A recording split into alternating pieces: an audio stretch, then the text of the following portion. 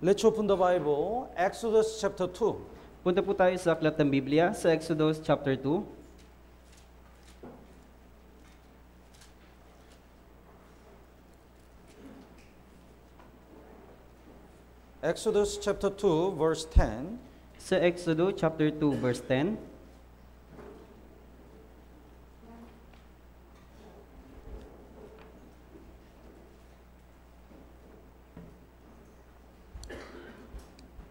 Let's read it together, 3, 2, 1. Ang bata ay lumaki at kanyang dinala ito sa anak ng Faraon. At ito'y naging kanyang anak, kanyang pinangalan siyang Moses, dahil sinabi niya, sapagkat aking iniahon siya sa tubig. Yes. In chapter 2, we can see how God prepared the Moses to save the Israel people. Dito po sa chapter 2, makikita po natin kung paanong inihanda ng Diyos ito pong si Moses para iligtas po yung mga Israelita. So long time ago, even from the long time ago, before Moses was born, God already start to prepare. Kaya noong unang panahon pa, bago po ihanda ng Diyos ito pong si Moses, inihanda niya na po lahat ng bagay. And also, it was achieved by the faith of the Jochebed and the Miriam. At ito po ay naisa katuparan, alinsunod po sa pananampalataya ni Jochebed, pati po si Miriam. So today, we're gonna study the lesson in Exodus chapter 2. Kaya ngayon, pag-uusapan po natin at pag-aaralan, ito pong Exodus chapter 2. God wants to bring the Israel people out of Egypt. Nais po ng Panginoong Diyos na dalhin yung pong mga Israelita papalayo doon po sa mga Ehipto. Because the Egypt is not the land God promised. Dahil yung Ehipto ay hindi po yun yung lupain para po sa yung pangako ng Diyos sa kanila. So, like this, God also wants to save us from this, the world, from the eternal condemnation, and also wants us to be separated from the world. Kaya nais din po ng Diyos na iligtas tayo mula po doon sa kapahamakan sa pagkaparusa doon po sa impyerno at dito po sa tukso ng mundo. That's why from the long time ago, God prepared all the plans. Kaya noon pa lang, inihanda na po ng Diyos lahat ng kanyang plano. So the chapter 1, verse 22. Kaya sa chapter 1, verse 22, Would you read?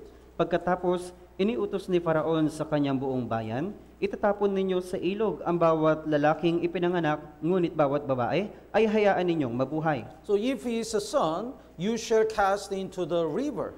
Kaya kung ang lalaki, ay itatapon ninyo doon sa ilog. It looks like a persecution and suffering. Kaya para bang ito'y pag-uusig at pagkahirap. But actually, through this suffering, God prepared the heart of Israel people. Pero sa katunayan, sa pamagitan nitong pagdurusa, inihanda na po ng Diyos yung puso ng mga Israelita. They don't want to stay in Egypt anymore. Ayaw na po nilang manatili pa doon sa Ehipto. And through this, the Moses was cast into the river, so he met the Pharaoh's daughter. At sa pamagitan po nito, si Moses po ay dinala doon po sa ilog, kaya po nakita o nakilala po ni Moses yung pong anak ng Paraon. Then she adopted the Moses. At inangkin niya po, kinuha niya po ito pong si Moses. That's why Moses was trained by running all the wisdom of Egypt.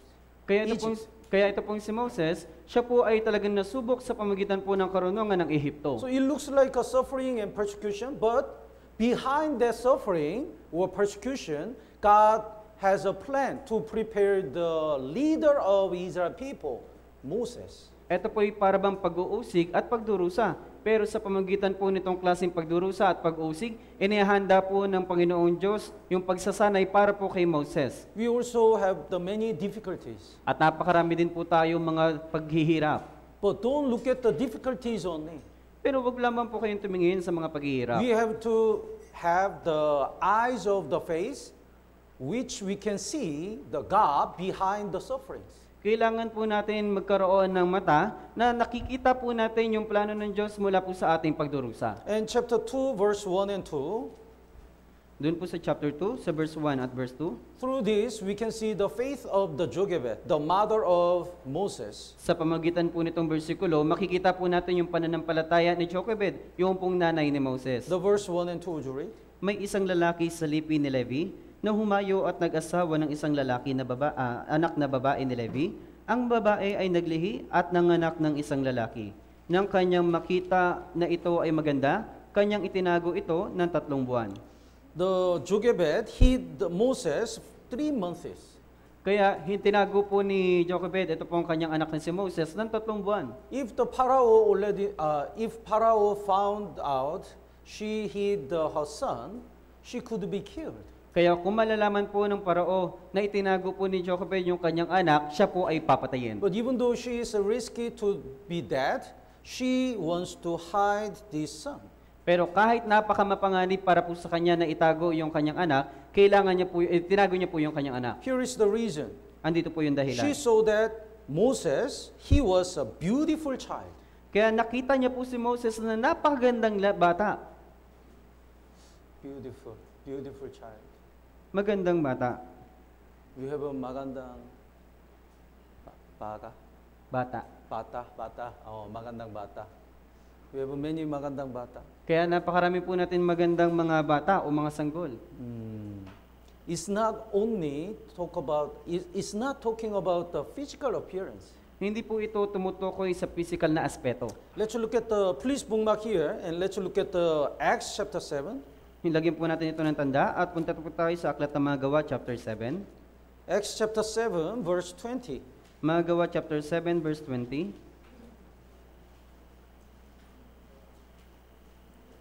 At this time Moses was born and was well pleasing to God.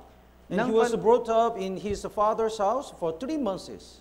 Nang panahong ito, si Moses ay ipinanganak at siya'y kasiyasiya sa Diyos. Kasiyasiya sa Diyos. Siya'y inilagaan ng 3 buwan. So he was beautiful, not physically, he was beautiful in the eyes of God. Siya po'y napakaganda, hindi po sa mata, hindi po lang sa physical na aspeto, kundi po sa paningin ng Diyos. So Bible clearly explained because of the faith. It means the Jochebed already believed that God must have the plan to Moses. That's why she hid Moses. Kaya meron pong ibig sabihin po ito, na dahil po sa pananampalataya ni Jochebed, kaya alam po ni Jochebed na meron pong plano ang Diyos para po kay Moses. Let's look at the Hebrew chapter 11. Punta po tayo sa Aklat ng Hebreo, chapter 11. Hebrew chapter 11 is the chapter of faith. Ito pong Hebreo chapter 11, ito po ay kapitulo ng pananampalataya. All the born-again Christians who have the great faith are written in the Hebrew chapter 11. Lahat po ng mga naipanganak na muli na mga Kristiyano, yung kanila pong pananampalataya ay naisulat dito po sa Hebreo chapter 11. The verse 23, basahin po natin ng sabay-sabay. 3, 2, 1. Sa pananampalataya, nang ipinanganak si Moses, ay itinago siya ng 3 buwan ng kanyang mga magulang, sapagkat kanilang nakitang maganda ang bata at hindi sila natakot sa utos ng hari. Yes. They did not afraid the king's command. Hindi po sila natakot sa utos ng hari because of the faith. dahil po sa pananampalataya. They really believe that God has the plan to Moses. Dahil naniniwala po sila na mayroon pong plano ang Diyos para po kay Moses. That's why they hid Moses for 3 months. Kaya tinago po nila si Moses sa loob ng 3 buwan. So if we don't have the faith, even though God has a plan, that plan cannot be achieved. Kaya kung wala po tayong pananampalataya, kahit na mayroon pong plano sa atin ng Diyos, yung plano po na yun ay hindi maisa sa katuparan. Even though God has all the master plan, if we don't obey the plan, God cannot achieve His plan. Kahit mayroon pong napakagandang plano yung Diyos para po sa atin, pero kung hindi po tayo susunod sa plano na yun, hindi po maisa sa katuparan ng Diyos yung kanya pong plano. So Jochebed has the faith of the eyes of the faith. Kaya si Jochebed ay mayroon pong mata ng pananampalataya. Through the faith, she realized that God has the plan to Moses. Sa pamagitan po ng kanyang pananampalataya, nalaman niya po na mayroong plano ang Diyos para po kay Moses. Let's go back to Exodus chapter 2, verse 4. Balik po tayo sa aklat ng Exodus chapter 2, verse 4. Verse 3 first. Verse 3. Sa verse 3 po muna. After 3 months, they could hid Moses anymore. Pagkatapos po ng 3 buwan, hindi na po nila maitago pa ito si Moses. Because he cried louder and he is getting bigger, so he could have been hidden anymore. Dahil umiiyak na po itong bata ng malakas, tapos lumalaki na po siya, kaya hindi na po nila maitago pa. So they prepared the basket and sent him in the river. Kaya naghanda po sila noong pong isang basket at ipinadala po nila doon po sa ilog. It's not she forsake Moses. Hindi ibig sabihin nito na pinabayaan niya po si Moses. She really believed God will guide the life of Moses. Naniniwala po siya, nagigagabayan po ng Diyos ito pong si Moses. And verse 4, basahin po natin ng sabay-sabay. 3, 2, 1. Tumayo sa malayo ang kanyang kapatid na babae upang malaman ang mangyayari sa bata. His sister, Miriam, also have the faith. Yung kanya pong kapatid na babae na si Miriam ay meron din pong pananampalataya. That's why she didn't give up. She stood afar and watched what happened to Moses. Kaya hindi po siya sumuko. Siya po ay lumayo doon po kay Moses para tignan po at saksihan ito pong si Moses. At the time, she really focused on the Moses Noong mga panahon na yun, nakatuon pansin lang po siya kay Moses. because her whole heart was in Moses. Dahil yung kanyang buong puso ay na kay Moses lang. That's why she didn't even go to CR. Kaya hindi po siya pumupunta sa CR. She didn't go to buy some snacks. At ni rin siya bumibili ng mga chichirya. She just focused on Moses. Nakatuon pansin lang po siya kay Moses. She really want to see how God lead Moses. Nais niya po talagang makita kung paano po babubuhay ito pong si Moses. So like this, the Bible says, our heart is in our treasure. Gaya po nito, sabi po ng Biblia, yung ating pong puso ay nasa ating mga kayamanan. So what is your most precious thing? Kaya ano po yung mga mahalagang bagay para po sa inyo? I heard from the policeman in Korea. Kaya narinig ko po mula po sa isang policeman doon po sa Korea, Sometimes they invest or they check the hidden place of the drug. kung minsan, sumusuri po sila doon po sa mga nakatagong lugar kung saan po nakalagay yung mga drugs. Then they suddenly ask you, the drug seller, where is the drug? Kaya bigla niya pong tinanong yung pong drug seller, yung nagbebenta ng drugs, na nasaan yung drugs? Then sensitively, when they observe, they can see where the drug seller looking at. Kaya ito pong sensitibong bagay nung kanya pong nakita yung pong yung pong nagbebenta ng drugs. Where is the drug? Then, I don't know, but they look at somewhere. Tinanong po ng pulis, na nasaan yung drugs? Sabi po niya, hindi ko po alam, pero yung kanyang mata ay nakatingin doon. Because their treasure is there and their heart is there. Dahil yung kanyang kayamanan ay nandoon, dahil po yung kanyang puso ay nandoon. So Miriam only focused on the Moses because her heart is in Moses. Si Miriam po ay nakatuon pansin lang po kay Moses dahil po yung kanyang puso ay na kay Moses lang So po. what is your treasure? Kaya ano po yung inyo pong kayamanan? If your precious things is the money, you only focus on the money.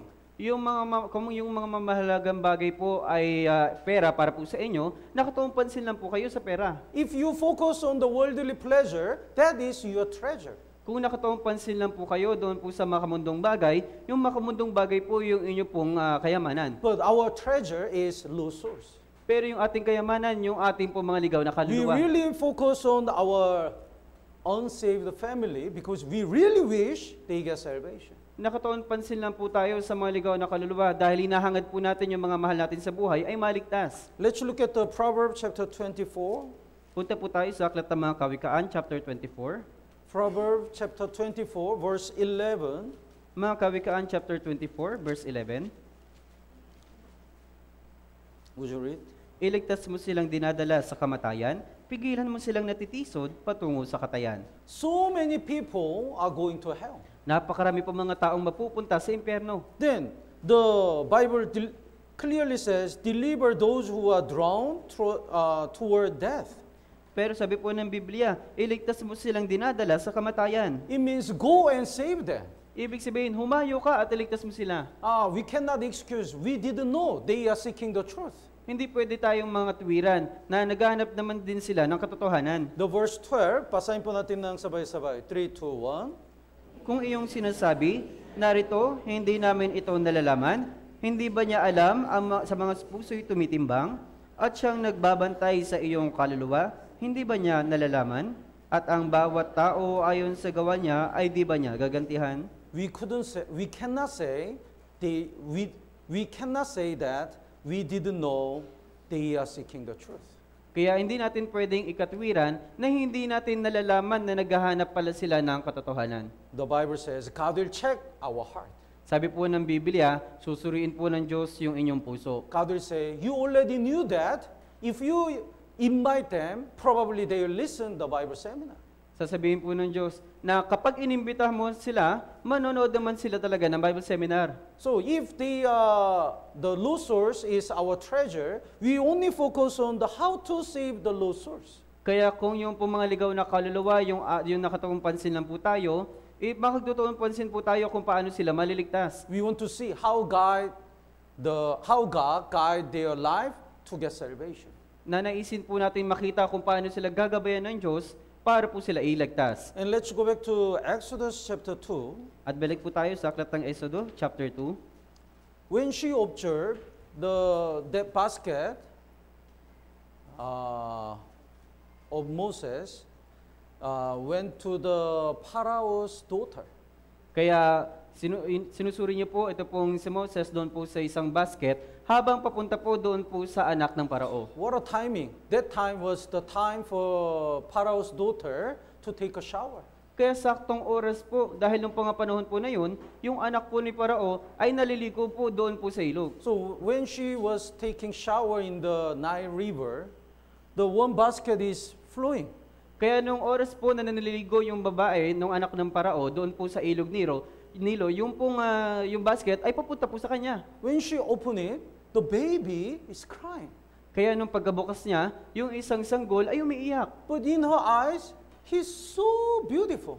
Pero sa mata niya, napakaganda ng sanggol. That time, the Miriam approached the daughter of Pharaoh. Noong mga panahon na yon, sinabihan po nito pong si Miriam, yung pong anak na babae ni Parao. And verses 7 and 8.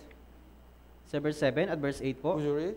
Nang magkagayoy, sinabi ng kanyang kapatid na babae sa anak ng Faraon, aalis ba ako upang itawag kita ng isang tagapag-alaga mula sa mga babaeng Hebrea na mag-aalaga ng bata para sa iyo? Verse 8, sinabi sa kanya ng anak ng Faraon, umalis ka. Ang batang babae ay umalis at tinawag ang ina ng bata. So she asked, do you need nurse? Kaya tinanong niya, kailangan mo ba ng tagapag-alaga? She said, yes. Then she bring mother. Kaya sabi niya, oo. Kaya ipinadala niya ni Miriam yung kanya pong nanay. What a wise girl. Kaya napakatalino po. She's so smart. Napakatalino po niya. If somebody suddenly asks the question, if we are not ready, we cannot answer. Dahil kung meron pong biglang magtatanong po sa inyo, kung hindi po kayo handa, hindi po natin yan kayang sagutin. She already think about what Moses needs. Kaya naisip niya na po kung ano po yung kailangan ni Moses. She already ready to answer. Kaya handa po siya kung ano po yung kanyang sasagutin. Like this, God sometimes give us the chance, really good chance, to evangelize our people. Gaya po nito, binibigyan po tayo ng mabuting pagkakataon ng Diyos para mag-evangelize sa mga tao. But if we are not ready to answer according to the Bible, we will miss that chance. Pero kung hindi po tayo handang sumagot alinsunod sa Biblia, hindi po natin magagawa yung bagay na yun. The 1 Peter chapter 3 verse 15. Doon po sa unang Pedro, chapter 3, verse 15. 1 Peter chapter 3 verse 15. So unang Pedro, chapter 3, verse 15. Would you read? Kundi sa inyong mga puso ay pakabanalin ninyo si Kristo bilang Panginoon. Lagi kayong maging handa na ipagtanggol sa bawat taong humihingi sa inyo ng katuwiran ang tungkol sa pag-asang nasa inyo. So sometimes people ask our hope. Kung minsan, humihingi ang mga tao sa atin ng pag-asa. They are curious about our faith. Dahil nalilito po sila kung ano ba yung ating pananampalataya. Then if we answer the right answer, if we give the right answer, they get a great interest to study Bible. At kung magbibigay po tayo ng napakagandang kasagutan para po sa kanila, magiging interesado po sila tungkol po sa Biblia. But if we are not ready to answer, we will miss that chance. Pero kung hindi po tayo handang sumagot, mapapabayaan po natin yung pagkakataon na ito. That's why Bible says, always be ready to give a defense to everyone who asks you a reason for the hope that is in you. Kaya sabi po ng Biblia, lagi kayong maging handa na ipagtanggol sa bawat taong humihingi sa inyo ng katwiran, ang tungkol sa pag-asang nasa inyo. So, in Exodus chapter 2, we can see the obedience and the faith of the Jochebed and Miriam. Kaya dito po sa Exodus chapter 2, makikita po natin yung pagsunod at yung pananampalataya ni Jochebed, pati po si Miriam. They really entrust God, Moses to God. Kaya interesado po sila para po kay Moses, para po sa Diyos. And they really believe God will guide the life of Moses. At naniniwala po sila na gagabayan at papatubayan po ng Diyos yung buhay po ni Moses. Like this, I really hope we have the same faith. Gaya po nito, ako po'y umaasa na magkakaroon din po tayo ng kaparehas na pananampalataya nila. Sometimes, even though we invite many people, if the few people comes and nobody gets salvation, we are so discouraged. Kuminsan, kapag may Bible seminar, kapag nag-iimbita tayo ng napakaraming tao at kakaunti lang po yung umaattend at wala po naliligtas, nalulungkot po tayo. But still, we should have to believe that God will guide their lives. Pero kailangan po nating maniwala na papatubayan po ng Diyos yung kanila pong buhay. If we really trust in God, we can sacrifice to the end. Kung talagang nagtitiwala tayo sa Diyos, magsasakripisyo tayo hanggang sa huli. Let's look at the Ecclesiastes chapter 11. Punta po tayo sa aklat ng Ecclesiastes chapter 11. Ecclesiastes chapter 11 verse 1. Sa Ecclesiastes po chapter 11 verse 1.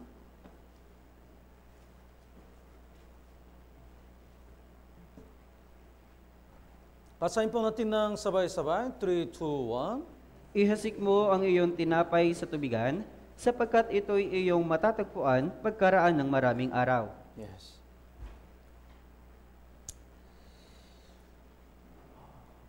We cook the one mother cooked the bulalo for 6 hours. Mayroon pong isang nanay na nagluto po ng isang bulalo sa loob ng 6 na oras. She put the best ingredient. Kaya naglagay po siya ng napakaraming po mga ingredients. And for 6 hours, she cares all the food, and finally, it's done. Kaya pagkatapos po ng 6 na oras, ginagabay niya po talaga yung pong pagluluto hanggang sa matapos po ng 6 na oras. It smells so good. Kaya yung amoy po nito ay napakaganda. But she threw all the food to the water. Pero tinapon na po lahat ng mga pagkain doon sa tubig. Then all people will get surprised. What did you do? Kaya lahat po ng mga tao nagulat, anong ginawa mo? Why you waste the food? Bakit sinayang mo yung pagkain? But what if she can get the bulalo 10 times after 3 months? Pero paano kung kinuha niya po yung bulalo ng 10 beses pagkatapos po ng 3 buwan? Then it's worthy to throw. Kaya talagang karapat-dapat ang namaitapon. The Bible says, cast your bread upon the waters. It looks like a wasting. Kaya sabi po ng Biblia, ihasik mo ang iyong tinapay sa tubigan para bang sayang lang. If there is no promise of God. Kaya sabi po, kung wala pong promise ng Diyos. But God promised for you will find it after many days. Pero meron pong pangako ang Diyos sapagkat ito yung matatagpuan pagkaraan ng maraming araw. The water in the Bible, sometimes it indicates the word of God. Yung tubig po dito sa Biblia ay kumakatawan minsan na sa salita ng Diyos. So meaning is, if we invest our time and money to the place that the word of God is spread, then we will get the fruits after many days. Ibig sabihin, kung ilalaan po natin yung ating oras at yung pera para po sa salita ng Diyos, ibig sabihin, magkakaroon ito ng napakagandang bunga pagkatapos ng maraming araw. The Miriam, Moses, the Jochebed didn't know how God guided the Moses. Ito pong si Miriam, pati po si Jochebed, hindi po nila alam kung paano papatubayan ng Diyos ito pong si Moses. But they did their best. Pero ginawa po nila yung abot na kanilang makakaya. And the rest of the things, they cast the other things in the hands of God. Pero yung ibang mga natitirang bagay, kanila pong ipinagkatiwala na po sa kamay ng Diyos. Lord, we really believe you will guide his life. Panginoon, kami po ay naniniwala na gagabayan niyo po yung kanya pong buhay. The verse 6, basahin po natin ng sabay-sabay, 3, 2, 1. Ihasik mo sa umaga ang iyong binhi, at huwag mong hayaang walang ginagawa ang iyong kamay sa hapon, sapagkat hindi mo nalalaman kung alin ang tutubo, kung ito o iyon, o kung kapwa sila magiging mabuti. When we invite the people, we don't know who will get salvation. Kaya kapag nag-iimbita po tayo ng mga tao, hindi natin nalalaman kung sino po yung maliligtas. This man or that man, we don't know. Ito bang taong ito o yung taong yan, hindi natin We alam. don't know. Even two of them will get salvation. We don't know. Hindi natin alam kahit sino sa kanilang dalawa. That's why we just do our best, and the rest of the works we commit it in the hands of God. Kaya ginagawa po natin yung abot ng ating mga kakaya at yung ibang pong natitira ay pinagkakatiwala na po natin sa Diyos. I prepared the one video, the song of Jochebed. Naghanda po ako ng isa pong video. Ito po'y kanta o awitin ni Jochebed. The lyrics really touch my heart. Yung pong liriko po na ito ay nagpukaw sa aking puso. The broadcasting team, would you play?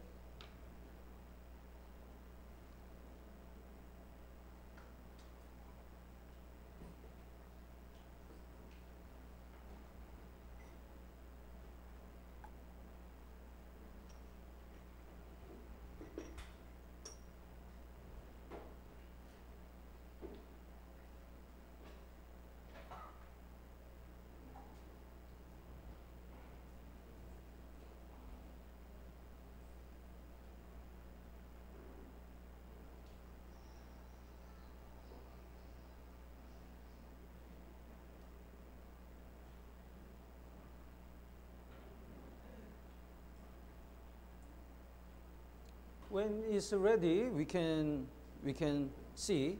Let's look at the Exodus chapter 2. Punta po muna tayo sa Aklatang Exodo, chapter 2. Exodus chapter 2, verse 3. Exodo, chapter 2, verse 3. Basahin po natin ng sabay-sabay. 3, 2, 1. Nang hindi na niya ito maitago pa, ikinuha niya ito ng isang basket na yari sa papiro at pinahiran niya ng betun at alkitran. Kanyang isinilid ang bata roon at inilagay sa talihban sa tabi ng ilog. She took an ark of the bulrushes for him. Kaya She took an ark of basket. The ark of the bulrushes for him. Kaya ikinuha niya ito ng isang basket na yari sa papiro. In another version, in English version, it's called the papyrus basket. Kaya doon po sa ibang salin, sa wikang Ingles, ito po tinatawag na papyrus basket. The papyrus is the plant. Ito pong papiro ay isang uri ng halaman. Through the papyrus, the Egyptian made the paper. Kaya sa pamagitan po ng isang papiro, yung po mga Ehipto ay gumagawa ng papel. And Jewish people wrote the Bible in the papyrus. At yung po mga Hudyo ay nagsusulat ng mga aklat ng salita ng Diyos sa pamagitan po ng papiro. And she prepared this basket and add the pitch and asphalt. At naglagay po siya ng papiro at pinahiran niya po ito ng betun at ng alkitran. So it becomes a waterproof. Kaya naging waterproof po ito. When we mention the pitch, do you remember what? Kaya kung babanggitin po natin yung alkitran, naaalala niyo po ba kung ano ito? Noah's Ark.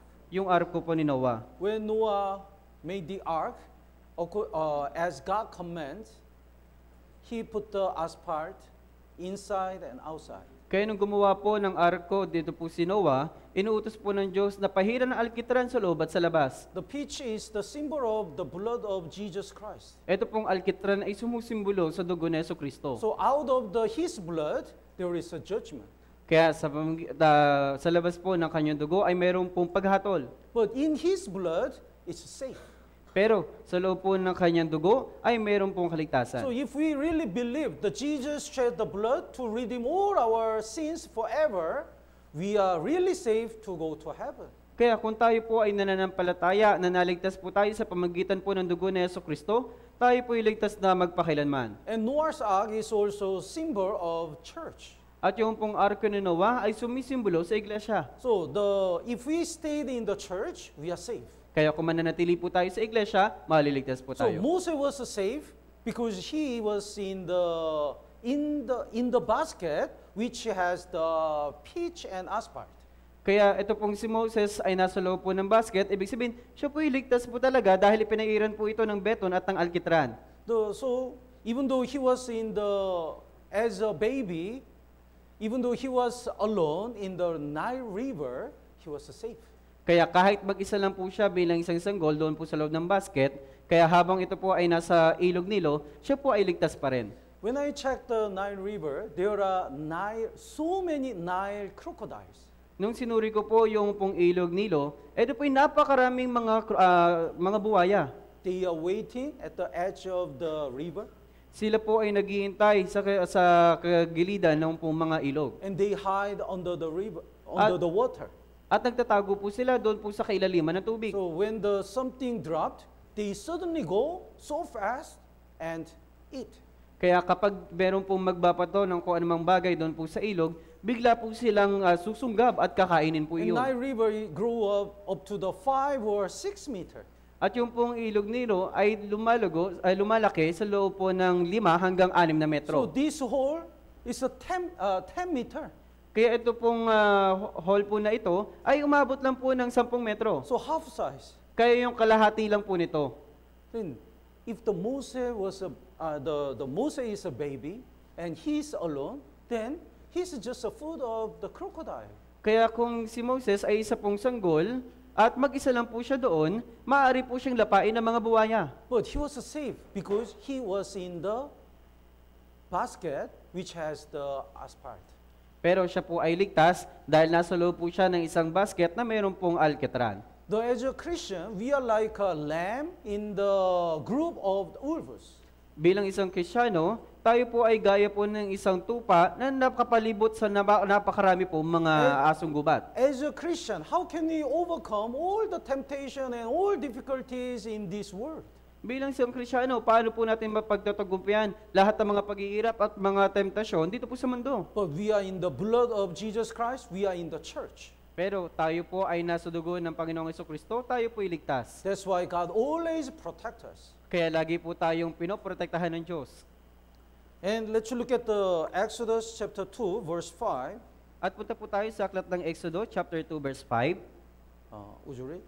Noon, ang anak na babae ni Faraon ay lumusong upang maligo sa ilog at naglakad ang kanyang mga alalay na babae sa tabi ng ilog. Up to 6. Kanyang nakita ang basket at talahiban at ipinakuha sa kanyang alalay. So, who drive the basket of Moses? Kaya sino po yung nag-drive o nagmaneho ng pong basket nito pong si Moses? There was no driver. Wala naman pong driver. It's just flowing. Kusa lang po siyang umaagos. But there was a best driver, God. Pero meron pong isang magandang nagmamaneho, ito pong Diyos. Moses didn't know where he is going. Pero ito pong si Moses, hindi niya po alam kung saan po siya tutungo. The Miriam and the Jochebed didn't know that. Pero ito pong si Miriam, pati po si Jochebed, hindi po nila alam ito. But God already knew that exact location which Moses has to go. Pero alam na po ng Diyos yung pong eksaktong lokasyon kung saan po tutungo ito pong si Moses. You have to meet Pharaoh's daughter. So you have to learn all the wisdom of Egypt. Kaya ikaw ay dapat mapunta doon po sa anak na babae ni Paraon. Kaya kailangan mong matutunan yung karunungan ng mga Ehipto. So God guided his basket to meet Pharaoh's daughter.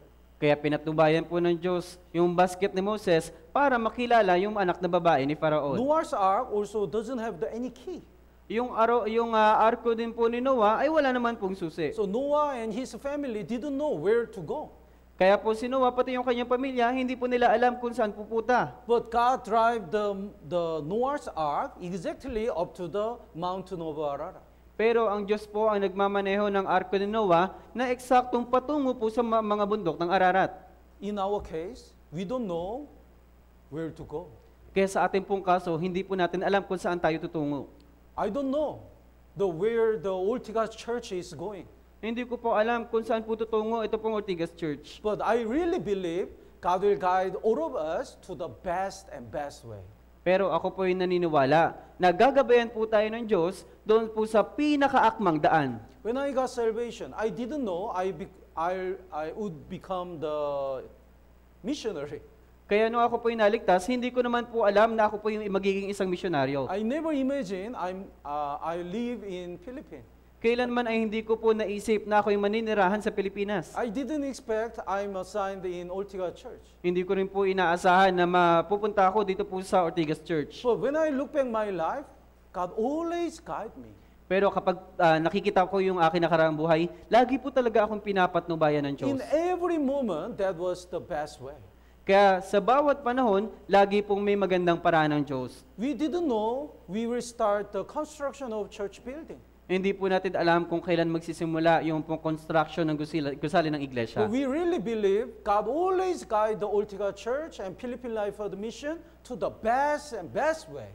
Pero tayo po ay umaasa at naniniwala na papatnubayan po ng Diyos ang Ortigas Church at ang Philippine Life Word Mission sa napakaakmang daan. So God always protect His people and guide His people. Kaya lagi pong pinoprotektahan ng Diyos yung kanya pong mga tao. Let's go to the Exodus chapter 2. Kaya punta po tayo sa Exodo chapter 2. The Pharaoh's daughter allowed to bring the nurse. Kaya ito pong yung anak po na babae ni Parao ay nakiusap na magdala ng po tagapag-alaga. Then the Jochebed fed and educated Moses for during his childhood. Kaya ito pong si Jochebed, kanya pong pinapakain at tinuturuan ito pong si Moses mula po sa kanyang pagkabata. So the verse 8 to 10, would you read? Sinabi sa kanya ng anak ng Faraon, "Umalis ka." Ang batang babae ay umalis at tinawag ang ina ng bata. Sinabi ng anak ng Faraon sa kanya, "Dalhin mo ang iyong ang batang ito at alagaan mo para sa akin at uupahan kita." Kaya't kinuha ng babae ang bata at inalagaan ito. Ang bata ay lumaki at kanyang dinala ito sa anak ng Faraon at ito'y naging kanyang anak. Kanyang pinangalanang siyang Moises dahil sinabi niya, "Sapagkat aking iniahon siya sa tubig." So we can see how important the education to our child is. Kaya dito po natin makikita kung gatong napaka-importante po ng pag-aaral doon po sa mga bata.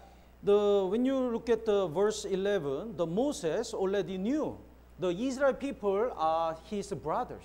Kaya nung makikita niyo po ito pong versikulo 11, maunawaan niyo po na alam na po ni Moses na yung pong mga Israelita, yung kanya pong mga kapatid. So he never forget his identity.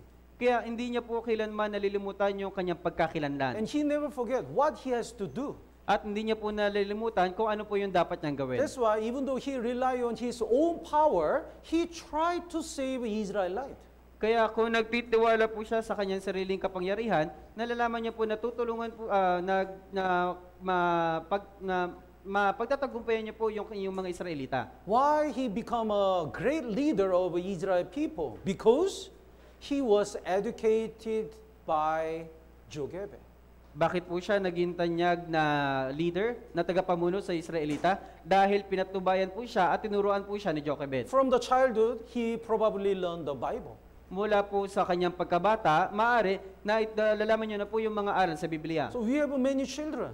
Kaya napakarami po nating mga bata. From the child, we have to teach the Bible. Mula po pagkabata, kailangan po natin ituro sa kanila yung Biblia. Because when they grow up, they learn the many worldly things. Dahil kapag lumalago na po sila, nauunawaan po nila at nakikita po nila yung mga makamundong bagay. Before they learn the worldly things, they have to learn the Bible first. Kaya bago na po nila maunawaan yung po mga makamundong bagay, kailangan po nilang malaman po muna maunawaan yung Biblia. Then they can see the world and other things according to the view of the Bible. At kailangan na po nilang maunawaan yung ibang mga bagay na alinsunod sa Biblia. But if they don't learn the Bible in the childhood, they learn the worldly things first, and then they will probably really difficult to get salvation. Pero kung hindi po nila naaaral po sa kanila yung pong salita ng Diyos, at naunawaan po muna nila yung po makamundong bagay, hindi po sila talaga maliligtas pagdating ng araw. That's why church school in the church is very important.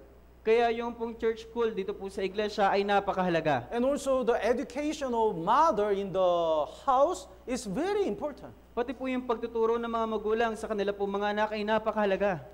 In Israel, if the father is Jews and the mother is not Jews, their children, they don't consider the children are Jews. Doon po sa Israelita, kapag halimbawa yung tatay ay Hudyo at yung nanay ay hindi Hudyo, hindi nila ikinokonsidera yung kanila pong anak na isang Hudyo. But if the mother is Jews, they think their children is Jews. Pero kung yung nanay nila ay isang Hudyo, iniisip na rin po nila yung mga anak ay yung mga bata ay isang Hudyo na rin. Because they really believe the education of mother is important. Dahil naniniwala po sila yung pagtuturo ng isang magulang, ng isang ina ay napakahalaga. Let's look at Deuteronomy chapter 6. Punta po tayo sa Aklat ng Deuteronomyo, chapter 6. Deuteronomy chapter 6, verse 4. Sa Deuteronomyo, chapter 6, verse 4.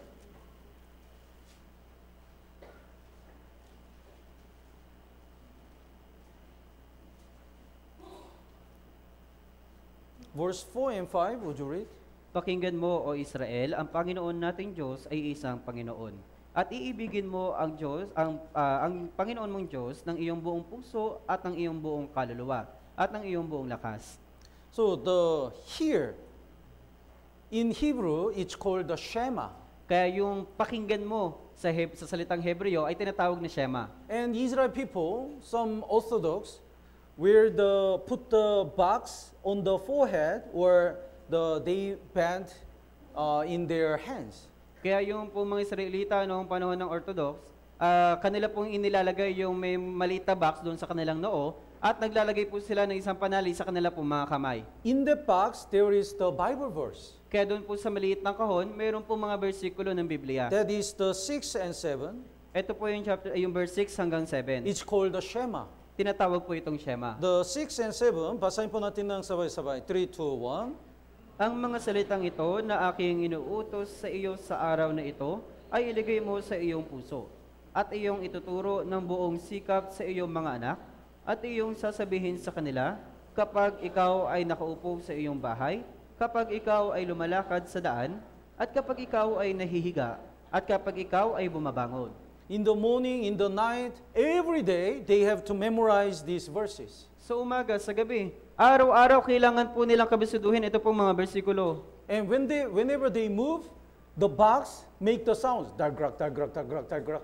Kaya sa So they tuwing always remind, we have to diligently teach the Bible, we have to diligently study the Bible. Kaya sa tuwing gumagalaw po sila, lagi pong tumutunog yung nasa loob ng kahon. Kaya po napapaalalahanan po sila na kailangan po nilang agad mag-aral at mag-memorize ng mga Biblia. Not to forget the importance of the education and importance of the Bible, God command them to always, in order to remind the Israel people always, God command them to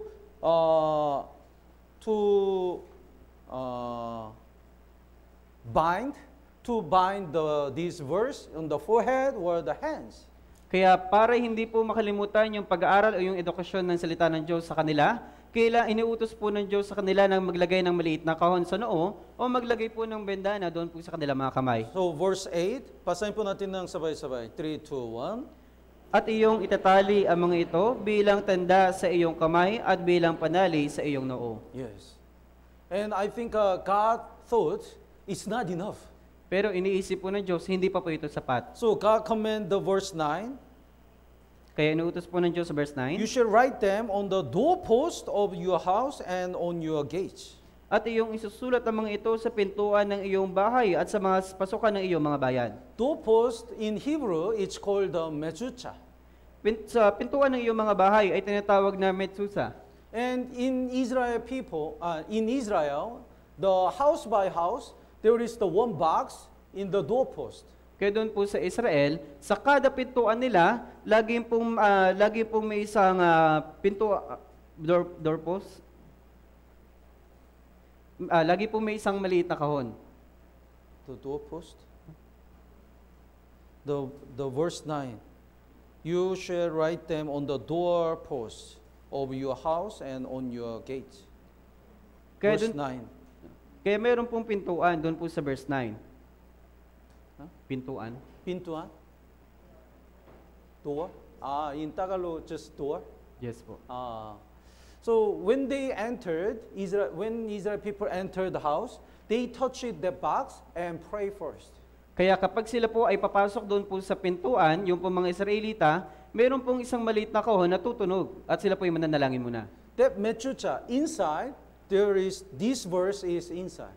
Kaya yung pong mezuzah, yung pong yung nakapaloob doon po sa isang kahon. So meaning is, God really wants all Israel people remind, the Bible is important. Kaya ibig sabihin po nito na pinapaalala po ng Diyos sa kanila na kailangan po nilang mag-aral ng salita ng Diyos. So if we teach the Bible to our children from the childhood, they'll not go to the wrong way. Kaya kung yung pong pagkabata pa lang nila ay tinuturoan na po sila ng salita ng Diyos na kanila pong mga magulang, hindi po sila lalakad sa maling mga daan. Let's look at the Proverbs chapter 22, Punta po tayo sa Aklat ng Kawikaan, chapter 22. 22 verse 6. Chapter 22, verse 6.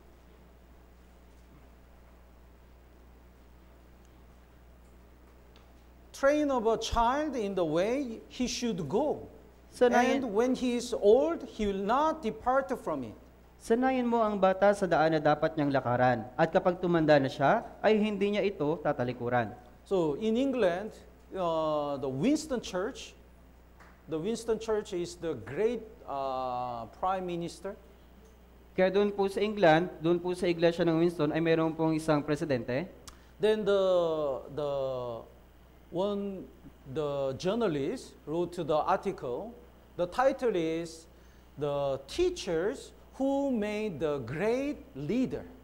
Kaya may isa pong journalist na naglagay po siya ng isang title o paksa na yung isang guro na meron pong kakayahang maging isang pamumuno. So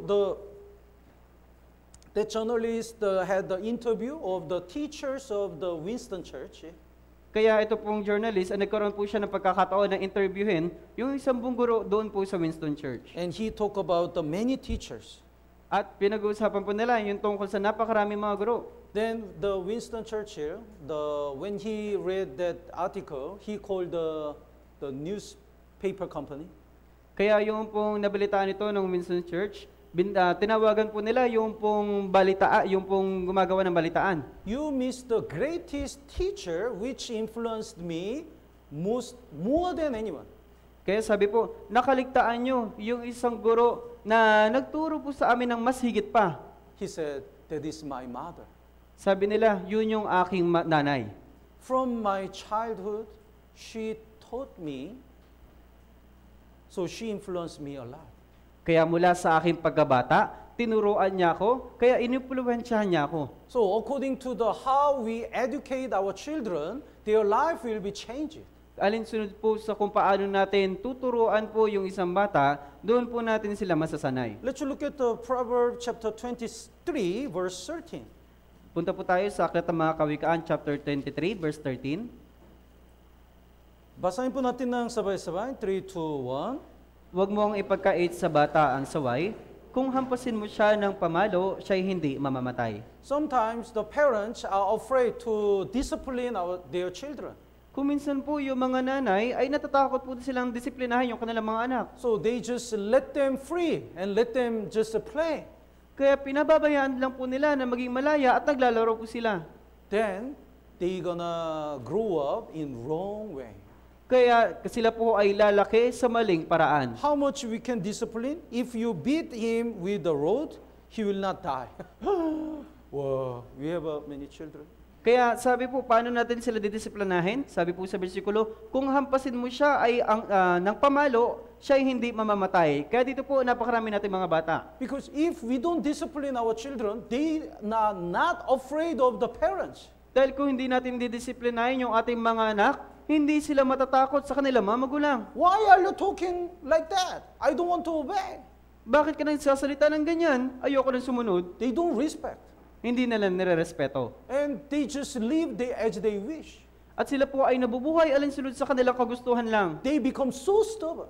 Kaya napakatigas na po ng ulo. That's why we need to correct our children. Kaya kailangan po natin turuan yung ating mga anak. Someone insists that our children can grow up in the right way even though we don't educate. Yung iba, pinanindigan na po nila. Yung aming mga anak ay lalago naman ng maayos kahit na hindi na namin sila turuan. So don't discipline them.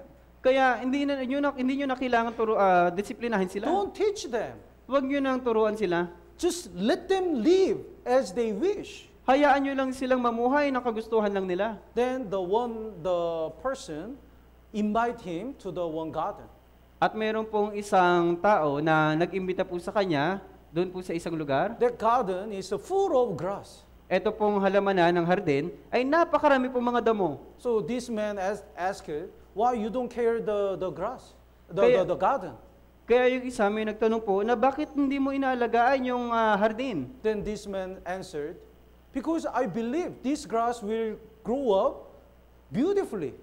Kasi yung tao, sabi po niya, na dahil itong mga damo na to, ay kapag binabayaan mo lang, ay lalago siya ng napakaganda. Even though I don't care, I believe they can grow up beautiful and it looks good. It will look good. Kaya kahit napabayaan ko siya po'y lalago ay nang napakaganda naman. But it's not beautiful. Pero hindi po siya magiging maganda. They need the care. Kailangan ng tagapag-alaga. Like this, our children need the care and education. Gaya po nito yung ating mga anak, kailangan po ng tagapag-alaga at ng edukasyon. From home. At para kanino po? The parents only rely on the church school. Minsan po yung mga magulang, nagtitiwala lang po sila doon, umaasa lang po sila sa mga church So school. they're gonna learn the Bible in the church. But so we don't need to teach the Bible in the house. Tuturuan naman sila ng salita ng Diyos doon sa iglesia, kaya hindi na namin sila kailangan turuan dito sa bahay. But look at the children of David. Pero tignan nyo yung anak ni David. Even though he is a great man, he failed to educate his children. Kahit siya po ay dakilang tao, siya po ay nagkamali sa pag-aalaga sa kanyang anak. That's why the Absalom was against the David. Kaya ito pong si Absalom ay naging laban dito po sa kay David. He wanted to kill his father, David. Nais niya pong ipapatay ito pong kanyang ama na si David. And he committed the sins, sexual sins with the wives of David. At siya po ay gumawa ng sexual na kasalanan doon po sa asawa ni David. The Bible clearly says David didn't discipline his children. Kaya sabi po ng Biblia, hindi po dinidisiplina ni David yung kanyang anak. He never say, why did you do that? Kailanman hindi niya sinasabi na bakit mo yan ginawa. He always say, okay. Lagi niya lang sinasabi na, okay, sige. That's why the children never learned what is the sin and what is wrong. Kaya yung mga bata, kailanman hindi nila naalalaman kung ano yung kasalanan at kung ano yung kamalian. So from the childhood, we have to teach the Bible to our children. Kaya mula pa lang pagkabata, kailangan natin turuan ng mga bata ng salita ng Diyos. At least we have to read the Bible together. Kaya kung maaari, kailangan natin mag-aral ng Biblia na kasama po sila. At least we have to pray together. Kung maaari, kailangan natin manalangin na kasama po sila. At least we have to encourage our children to join the fellowship together. Kung maaari, himukin natin yung ating mga anak na sumama ng mga fellowship o ng pagtitipon. You want to take a rest? Okay, today you just stay home. I'll go to the church. Gusto mong magpahinga muna? Sige, manatili ka lang dyan sa bahay, ako pupunta muna ako ng church. That's not the duty of parents. Hindi po ito yung katungkulan ng isang magulang. If God send your child to your house, you have a responsibility to educate your children. Kung dadalhin niyo po yung inyong mga anak doon sa inyong tahanan, meron kayong responsibilidad na turuan yung inyong mga anak. Timothy was a great preacher even though he was young. Si Timoteo po ay talagang isang napakadakilang mangangaral kahit na bata pa siya. Apostle Paul called him as a preacher. Si Apostol Pablo, tinawag po siya bilang isang tagapangaral. The Bible clearly says, from the child he learned the Bible, so he got salvation, and he was already ready to be used by God. At sabi po ng Biblia, mula po sa pagkabata nito pong si Timoteo, siya po ay nag-aral na ng Biblia hanggang siya po ay naligtas. When we do the drawing, the first line is important. Kaya kapag guguhit po tayo ng isang larawan, yung unang linya ay napakahalaga. So when we draw the face, we make the line first, right? Kaya kapag guguhit po tayo ng isang larawan, magguguhit muna tayo ng mga linya. And then we draw the details. At tayo po ay guguhit ng mga detalye. Not monk. Kaya hindi po ito monghe. If the first line is wrong, the final version can be wrong. Kaya kung ang unang linya ay mali, yung pong pinakamagiging sukatan nito ay magiging mali na rin. If they grow up, we cannot discipline anymore. Kung tayo po ay lalago, hindi na po tayo didisiplinahin pa. If we hit, they go out of the house. Kung tayo'y papaluin, tayo po'y lalabas sa bahay. They are really against the parents. Magiging laban na po tayo sa mga magulang natin. So when they are really young, like elementary school student, we have to discipline and teach the Bible. Kaya habang bata pa yung ating mga anak, kailangan po natin silang disiplinahin at turuan po ng Biblia. Pastor, my children already grew up. Pastor, yung mga anak ko ay malalaki na. So am I too late? Huli na ba ako? No, it's not late. That's why but it's hard. It's harder, but it's not late. Hindi pa po huli. Kahit na yung kanyang puso ay napakatigas, hindi pa naman po huli ang lahat. That's why we need to pray more and rely on God more if our children already grown up.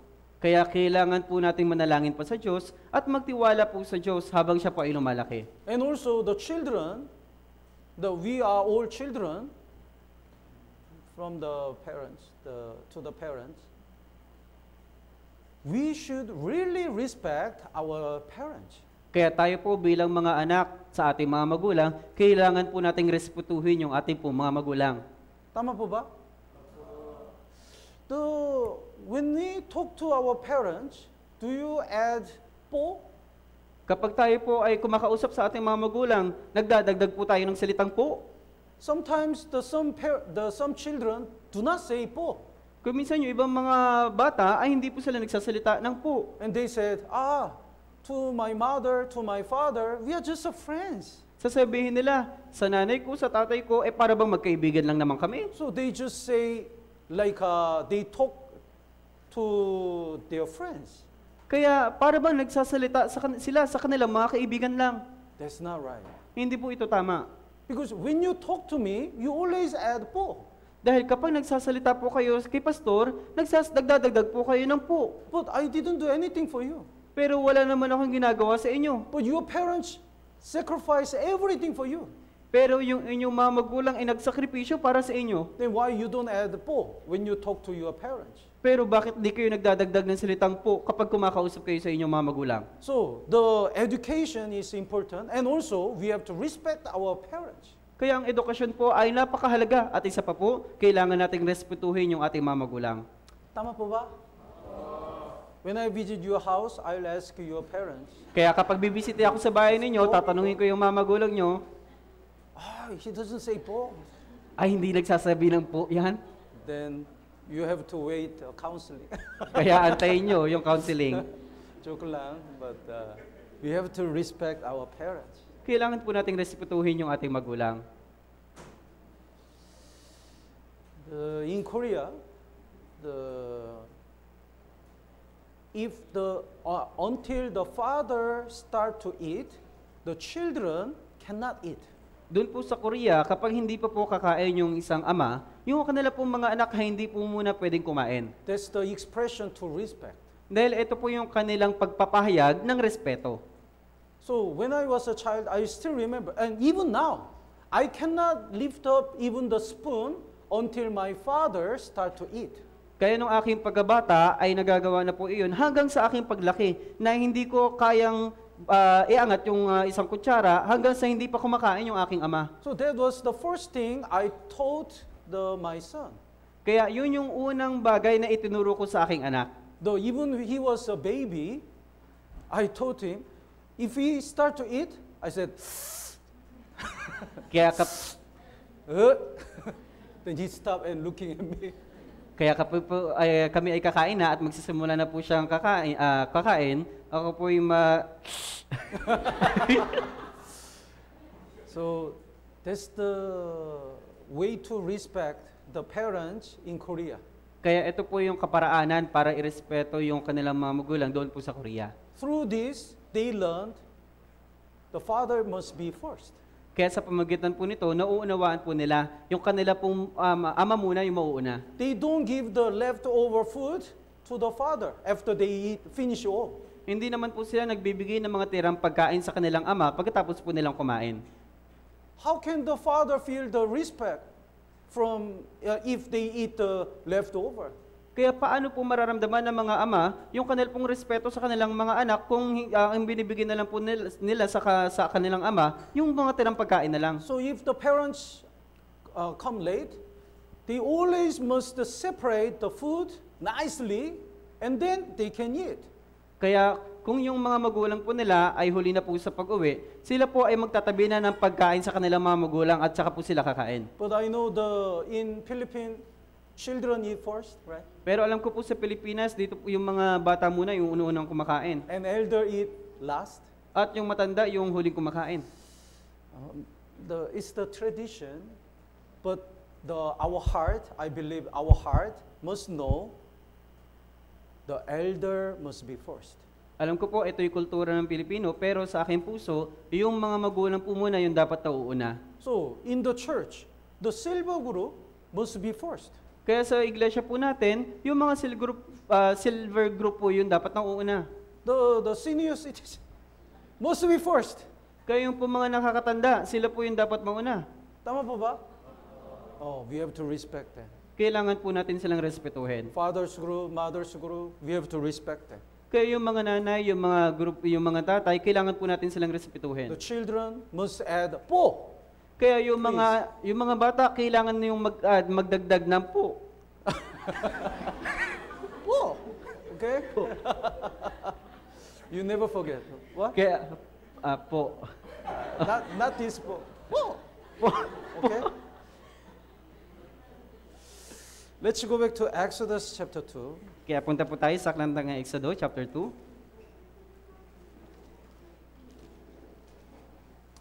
He wants to save Israel people. Kaya nais po niyang iligtas yung mga Israelita. But he made the great mistake.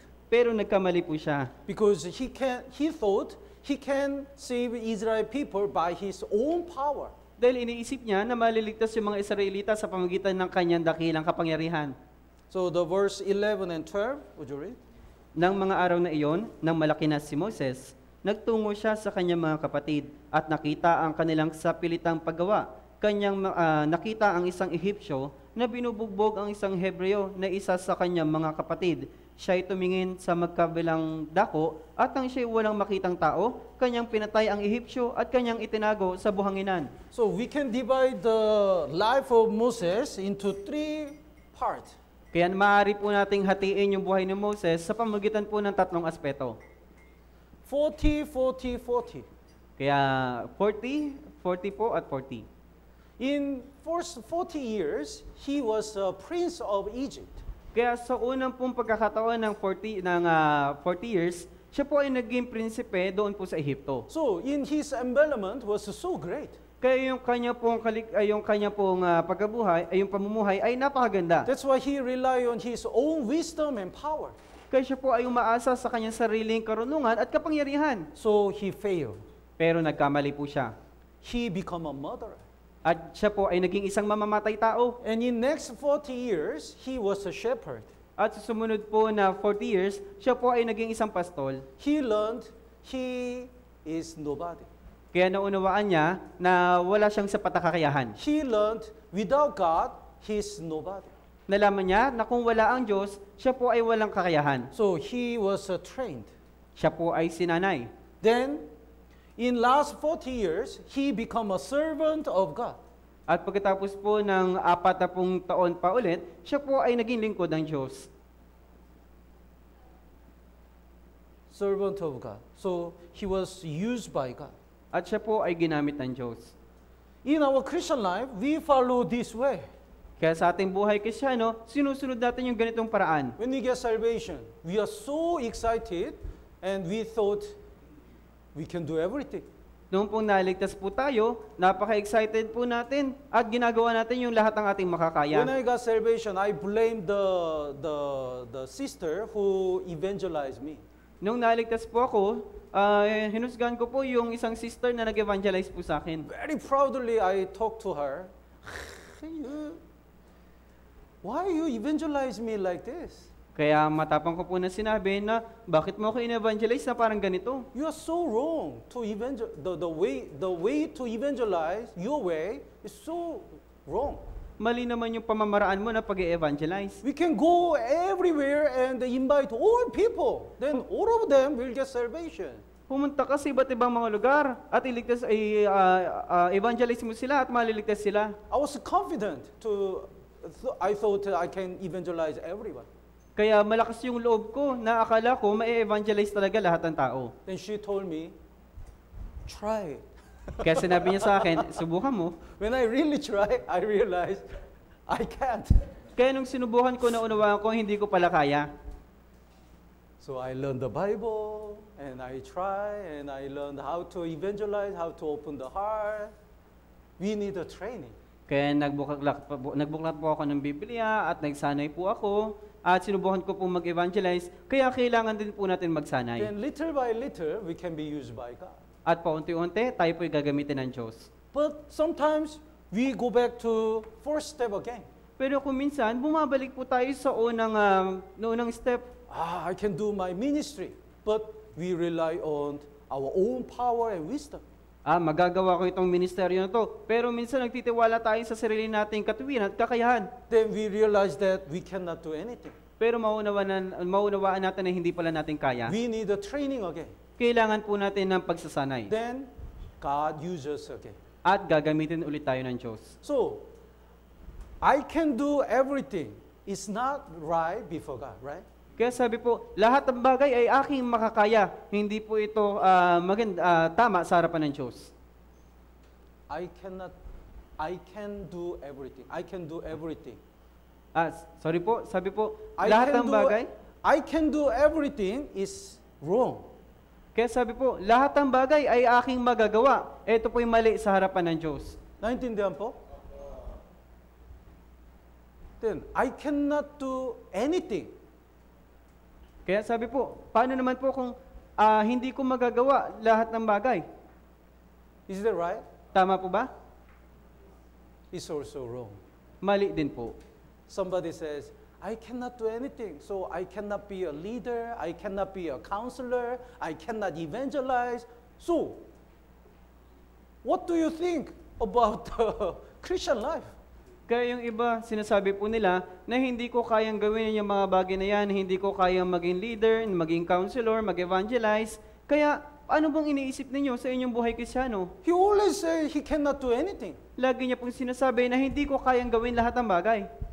That is wrong. Ito po'y mali. The right faith is, I cannot do anything, but because of God, I can do everything. Maaari po nating sabihin na hindi ko kaya gawin lahat ng bagay. Pero dahil sa Diyos, magagawa ko lahat ng bagay. So, the Moses realized he thought he can do everything. Kaya naunawaan po ni Moses na akala po niya magagawa niya po lahat ng bagay. But he realized that he cannot do anything. Pero naunawaan niya po na hindi niya pala kayang gawin lahat ng bagay. In the last 40 years, he learned that he can do everything with God. At sa loob ng sa huling 40 taon, naunawaan niya na po na magagawa niya lahat ng bagay sa pamamagitan po ng Diyos. So even though when we look at ourselves, we are not confident. Kaya kung titingnan natin yung ating sarili, hindi po talaga tayo malakas ang loob. We are so afraid. Tayo po'y natatakot. But when we look at our Lord, we can do everything. Pero kung titingnan natin ang Diyos, magagawa natin ang bawat bagay. So the courage must not come from ourselves, it must come from God. Kaya ang pagpapalakas ay hindi nagmumula sa atin, kundi nagmumula sa Diyos. So today we learn God prepared the Moses through the Jochebed and the Miriam. Kaya ngayon, naunawaan po natin na inihanda po ng Diyos ito pong si Moses sa mamamagitan po ni Jochebed at ni Miriam. And even though God make the plan, if we don't obey and don't have the faith, God cannot achieve His work. At dapat po natin maunawaan na kung kahit may plano ang Diyos, pero kung wala tayong pagtitiwala at pananampalataya, hindi po maisa sa katuparan ng Diyos yung kanya pong plano. And also we learn the importance of the education. At naunawaan po natin yung pong kahalagahan ng edukasyon. We have to teach our children. Kailangan natin turuan yung ating mga anak. Then they grow up as a man of God. At lalago sila bilang tao ng Diyos. Tama po ba? Let's pray together.